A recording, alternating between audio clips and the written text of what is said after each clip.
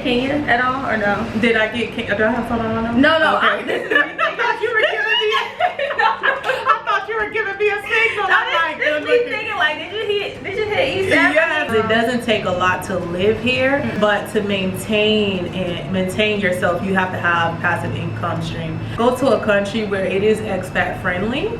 The men are fine. We cannot forget the men.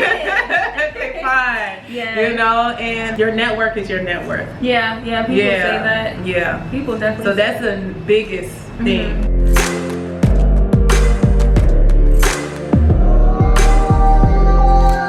Welcome back, Gems. It's your girl Adi, aka Mighty Intellectual, aka y'all already know the rest. Join me as we travel to and through the African continent as we learn more about the languages, the culture, and why so many African Americans are deciding to repatriate back to Africa. If that is of interest to you, then you need to keep watching.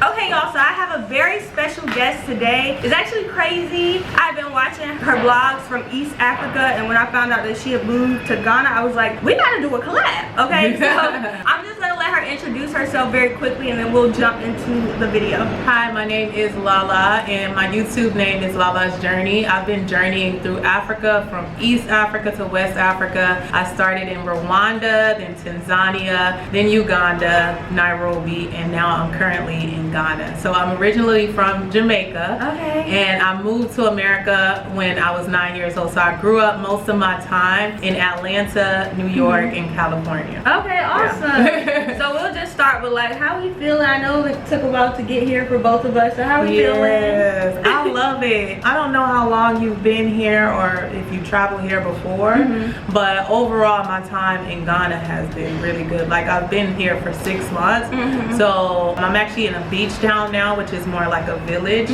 but I like it. I like the environment of Accra and the outskirts too, because most people just focus on Accra, but there's other parts of Ghana. Yeah, exactly. Okay, so we'll start with, I want to agree with that too. A lot of people don't really get outside of Accra, even like the northern region too. Right. I really love the northern region of Ghana as well. And I guess it just depends on like what vibe you're looking for when you come here. Exactly. Like, are you looking to stay long term, just for a quick turn up, whatever the case. Okay, so I watched your videos starting in East Africa. So I just want to know, like, we'll start with, how does Africa even come about? Because I know, like, I've interviewed a few of us and we all, you know, have some sort of call, but we have different ways of getting here. So what was it for you, Africa in general, and then we'll get into Ghana? Yeah, at first I was craving like a natural environment. So like I said, I'm from Jamaica, so when I was feeling that call, you usually go to what's familiar first, which was Jamaica at the time. But when I was really calculating the risk and the sacrifices that I would have to make,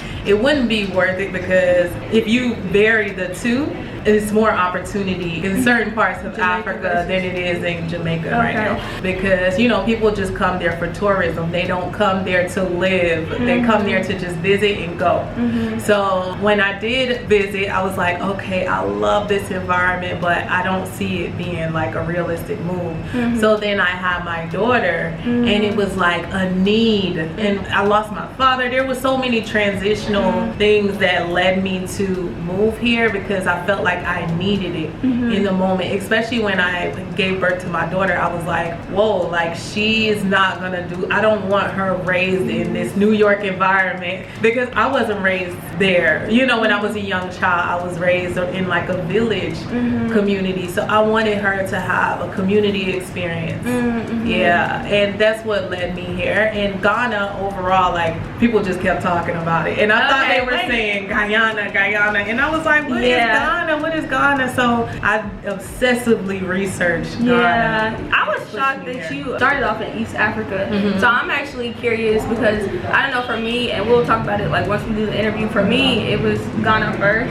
Well, it was South Africa, then Ghana. So I'm just, East Africa hadn't even crossed my mind. Nobody was really talking about East Africa. So like, how did East Africa, specifically where were you in East Africa, and then how did that like come up? When I was looking at the top 3 places that I was interested in, it was Ghana, Tanzania, and between Uganda and, well actually I didn't know anything about Uganda until like 6 months into my journey. But what led me there was I was trying to avoid the whole, you know, seabed thing. Yeah. I don't want to get you No, struck. I got you. Oh, okay. Yeah, in Tanzania they didn't have any rules. You only had to be tested, and that was it. So they tested me.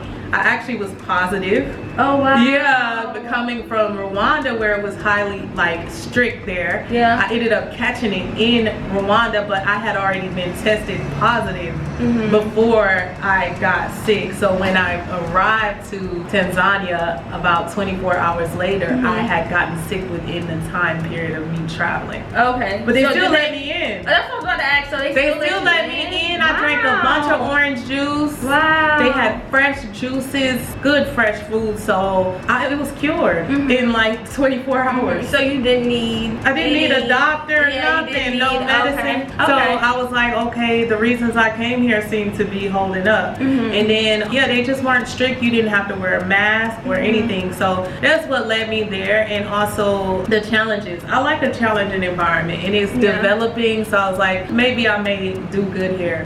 So that's what made me choose East Africa. And then I just started journeying through East Africa. And it led me to all the other cities, and I was like, whoa, East Africa is pretty cool now. Like, don't sleep on East Africa and just come to West Africa just because it's trending. Did you hit Kenya at all or no? Did I get Kenya? Do I have something on? No. Okay. I thought you were giving me I thought you were giving me a signal. I'm like, thinking like, did you hit East Africa? Yes, I did go to Nairobi, but it was cold when I went there. It actually get cool in Nairobi. That's crazy. it gets cold, so I went during the winter season, so I didn't get to have fun. But honestly, I didn't need to have fun. I needed to focus and stack and make some money. So I did that, and then I went over to Kampala because it was warmer. That's Uganda, right? Okay. Yeah. Okay, so cool. So you end up going to Tanzania, right? And they didn't require the extra stuff. Yeah. So that's how you ended up there. Was there like any pushback? We're just like going back a bit. Any pushback from people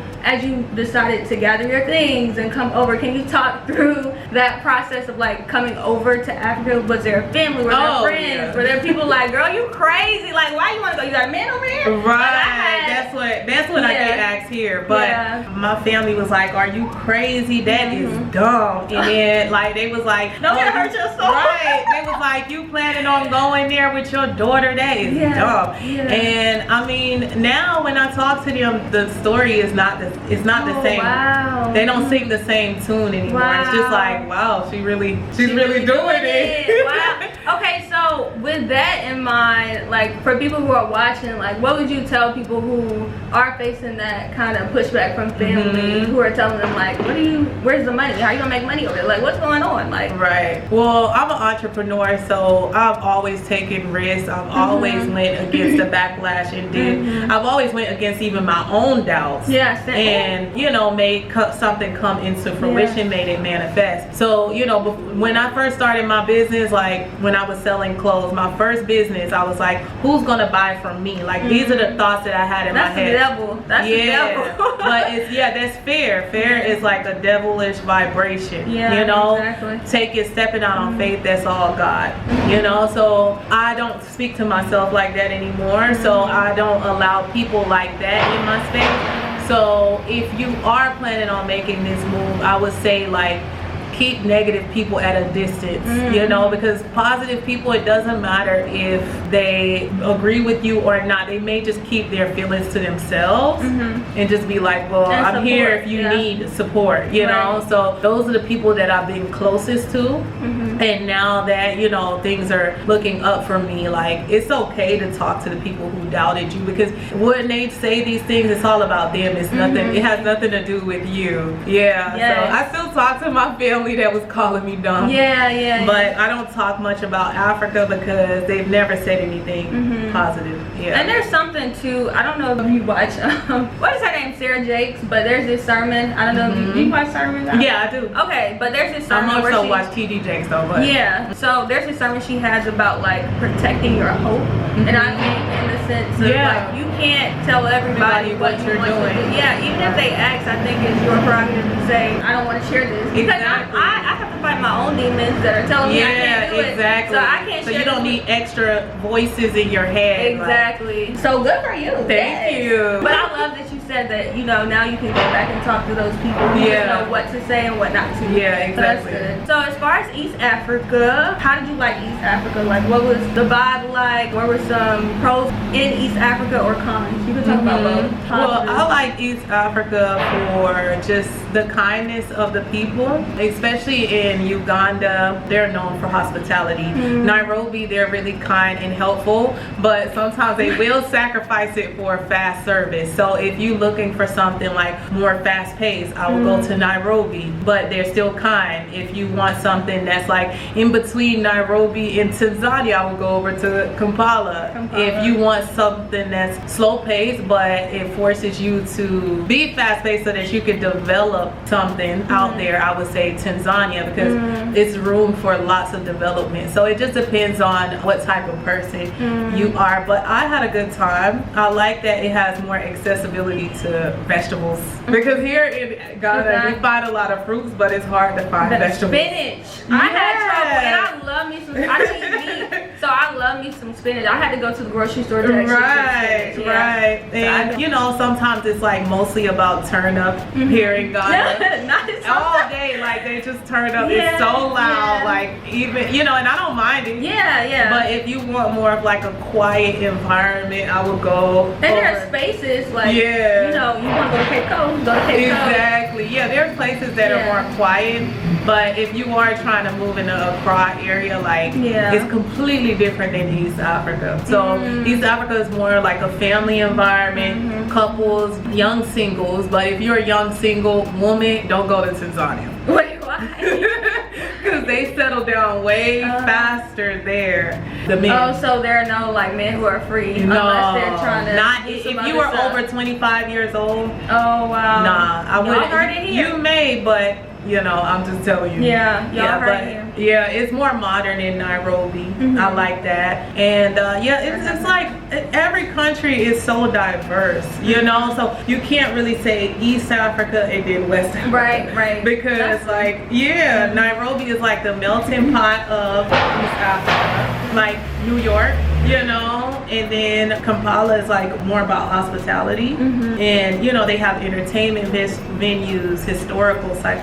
Which countries did you go to in East Africa? None. Really? That's what I'm asking you.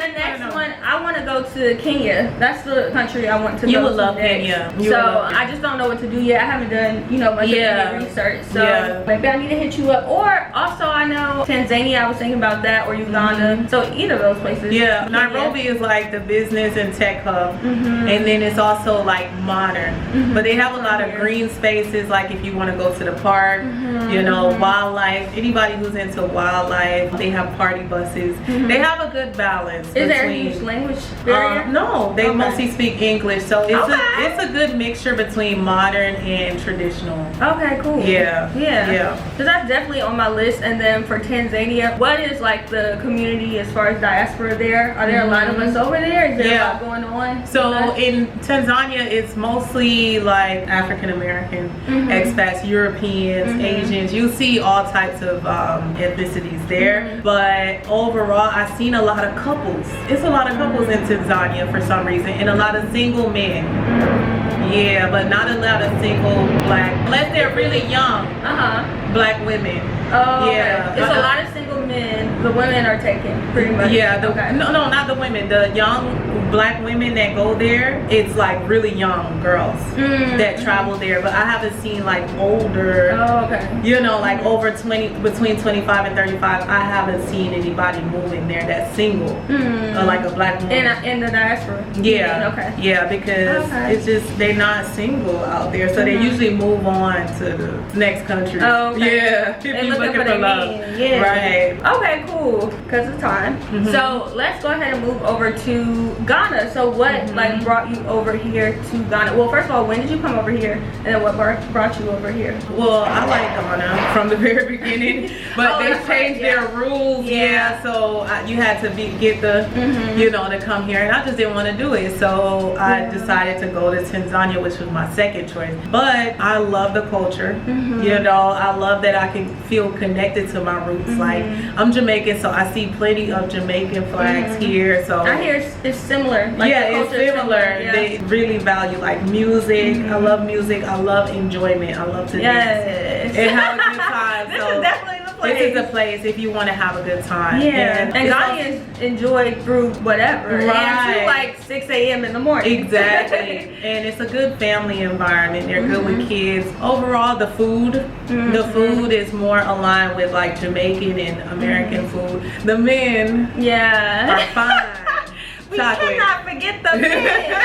They're fine. Yeah. You know, and yeah, that's overall it. The reason I came here, people kept saying like Jamaicans are from here. Yeah, but it made sense. Yeah. But when I did my DNA, it says I'm 44% Nigerian and 17% Ghanaian. So I probably more so belong in Nigeria, but yeah. Have you been? No, Okay. but I've met many Nigerians here. Yeah, so. I went a few months ago, but I wasn't there long enough, so I always tell people like I can't draw like these major conclusions. But it wasn't the same feeling that I got when I was here in Ghana. Yeah, I will say that, but I want to go back, explore more. I heard it's not as welcoming. Yeah, you know? they're fast, like the faces are really strong, really fast paced. It's that type of thing. Yeah. I'm not really trying to go back into that environment because I just left New York. Yeah, so. exactly. And then you said Nairobi was like that as well. So yeah, even certain parts in Ghana is like that. Like if you go over to Kaswa, like they moving fast, they'll bump into you and they won't say nothing. The market? Yeah, the market. I was just like, you gotta have those quick feet. Yeah, it's intense for me. Yeah. Okay, well, let's get into, you said you have a daughter, right? Yeah. So what was it like transitioning your daughter to Africa, to Ghana in general? What was it like? Well, she's 3 years old, so when we left, it was almost 2 years ago, so she was about 16 months when we left. And honestly, you've been here 2 years. Yeah, I've been here, well, not in Ghana, but I've been in Africa. Continent. Wow. Yeah, for almost 2 years in January. So she likes it. This is all she really knows. If I was to bring her back to America, like she would be like, what in the world? Wow. But she don't have to wear a car seat here. There's no car seat laws. I want her to when we get our own car, but she gets to run free. No cars in our village town, so she can just run around as freely as possible. And she just loves it, like, because we didn't have much family in America, so now she feels like everybody's her family. She's like, Mommy, look, it's uncle, uncle. She called like 50 guys in the neighborhood uncle and like 50 women auntie, like not literally, but you know, like she just sees everyone as family. So it's like, and you can't do that in the States. You can't be calling everybody family. Auntie and uncle, you know, and trust them. I think here there's like some kind of trust. Like, even with, for instance, like I've had several occasions where like a friend will leave their car running or something like that, and there's somebody literally and it's just a trust that people have, like, oh, they're not gonna do nothing, like that type of thing. Exactly. So that's nice. Yeah, I love it for her. Yeah. And if I brought her back to New York right now, she would be like so depressed, confused. Is there like, is a desire to stay here forever? Like for her, is she learning the language? Well, not necessarily in Ghana because it is so big. The continent is so big. Yeah, exactly. But yeah, I don't want to go back. I love it. Is she learning like any sort of language? Her auntie, her babysitter, she's Ghanaian, so I'm sure she's speaking some kind of because she comes home saying some stuff, and I'm like, what are you saying? She's gonna be having conversations with her friend. Right. You're not even gonna know what she's saying. She has an accent though. Oh wow. Yeah, so I'm just like, this is crazy because I speak like this and she speaks completely with a Ghanaian accent. Yeah. Is she like, is most of the day like with the other kids and the? She goes in the village with her TT and like plays with the kids. Yeah. That's beautiful. Aww. I say it's beautiful because like that's what I want for my children eventually. Right. I think there's something. You have kids? No, not yet. Okay. But one day. I'm working on my man first. I'm working on my man. Can I get a text back? Right. But I think it's something to our kids being able to grow up here, and that's something I definitely desire for mine too. So I think that's super dope. Yeah. Can you, let's see, speak to like the importance of us like coming back, and whether we're visiting, staying, or whatever the case, why do you think that's important, you know, from your own lens? Well, if you are looking to connect with your roots, I think it's a good reason to come. That's number one reason. Just to figure out who you are, where you come from, where your lineage is from. And secondly, if you want a peace of mind, that is another reason to come, because like it's not peaceful in America. We hear like, and not just America, different countries in the West, like it's crime all the time. Besides two drivers fighting and wrestling in the street, I don't really see much violence here. There's no guns. Nobody's pulling out a gun. You know, news reports every 5 seconds about someone being shot, at kids not being kidnapped at a high rate. You know, like, so safety is the number 2 reason. And then number 3 is just like to open your mind and your mentality and broaden your mental scope. You know, as an individual, like when you travel, you learn so much about yourself. I never thought I would be living in a village, but it has humbled me so much that I can take these, you know, lessons of humility and take it, you know, to a luxury, when I'm living in a luxury building and like go so far. I have some foundation there. So overall, it's just to grow your mentality as a person, and just venture out, because there's more to life than America in the West. And like the, what they call it, the rat race. Right, the rat race. Right, exit that immediately. Yeah, you can live. And for your health too, that's the biggest reason. You know, the food you're eating in America is mostly GMO based, it's processed food. So if you want a more holistic lifestyle, you know, come here, because I have shedded pounds. Like, I look good, the best I probably ever looked here, just because I'm eating so healthy. And I think there's something to that too, like the food. And sometimes we don't realize how much, because that's what I noticed when I came over here, we don't realize how much we're carrying. Exactly. And then we get over here and it's like, oh wow, I can just sit here and be. Exactly. You know? Like, I don't have to be on go all the time. So when you moved over here, because some people have this misconception that you have to have people, sometimes you need like this source of income before you come. You have to have this big lump sum before you come. Like, how was that for you, and do you agree with that, or is there a different way that you could go if you wanted to make this possible? Now, I'm not saying just come out here with a couple $1,000. You know, I did. But it's not for everybody. But it's not for everybody, because like I said, I've always made something from nothing somehow. And you're an entrepreneur. Right. So the number one thing is having passive income streams set up. And you can't interview someone who came here with $2,000 and he has passive income, so it supplements what he's already making. Because it doesn't take a lot to live here, but to maintain yourself, you have to have passive income stream. And also a network. Once you get here, network with the locals, the other expats. Go to a country where it is expat friendly, and you can, you know, get access to, you know, how to assimilate yourself in the culture, because each country, everyone moves differently. You know, so networking is the best. Your network is your net worth. People say that. People definitely. So that's the biggest thing, because even if you have passive income and you have money saved, it doesn't matter if everything falls apart and you don't have people there who are gonna have your back, who is gonna lead you in the right direction.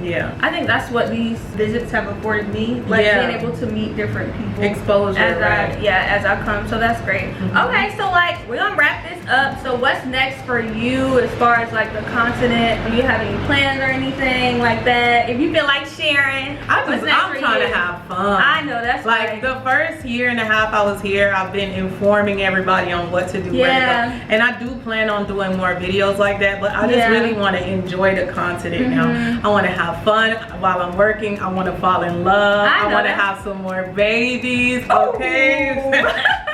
I love it. Okay. Cool. So do you have anything to say to people before we, you know, wrap it up? Anything to say to people who are out there, they want to come, they don't know what to do, they don't know where to start, they scared, whatever the case. Any like tidbits for them before we so if you planning to come, first things first, just be practical based on your situation. Yes, do use faith, and don't, you know, listen to the naysayers.